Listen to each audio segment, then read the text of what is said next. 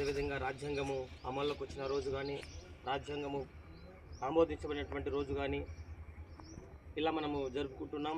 ఆయన ఆశయాలను మనం ఇంకా ఇంకా ఇంకా మనము ముందుకు కొనసాగించాలి. వాళ్ళ ఆశ అదే. వాళ్ళు నా విగ్రహాలు పెట్టాలనే ఆశ వాళ్ళకి లేదు, కానీ నా యొక్క ఆశయాలని ప్రజలను తీసుకెళ్ళాలి, అవగాహన కల్పించాలి. అంబేద్కర్ ఎంత శ్రమ పొందాడు, ఆయన ఎంత కష్టపడ్డాడు, తర్వాత ఆయన మనందరి రక్షణ కొరకు ఆయన తనకు తాను ఎంత నష్టపోయాడన్న సంగతిని ప్రజల్లోకి తీసుకుపోవాలన్నదే ఆయన ధ్యేయము, ఆయన యొక్క ఆశ. కాబట్టి ఆశ మనందరం కూడా ఉన్నట్టు యువత ముఖ్యంగా ఆదర్శంగా తీసుకోవాలి అంబేద్కర్ ఆశయాలని.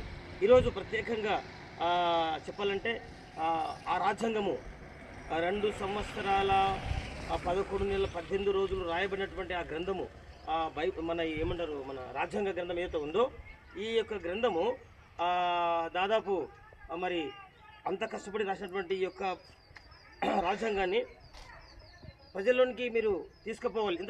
ఎంత కష్టపడితే ఆ రాజ్యాంగము రాసేటప్పుడు మనకు ఒకసారి అంబేద్కర్ చాలా మంచిగా వివరించారు నరేష్ గారు. అదేవిధంగా నేను కూడా కొన్ని విషయాలు చెప్తా ఉన్నాను. కాబట్టి మనము ముఖ్యంగా అంబేద్కర్ ఒక ఆశయాలు మనం ముందుకు కొనసాగించాలి.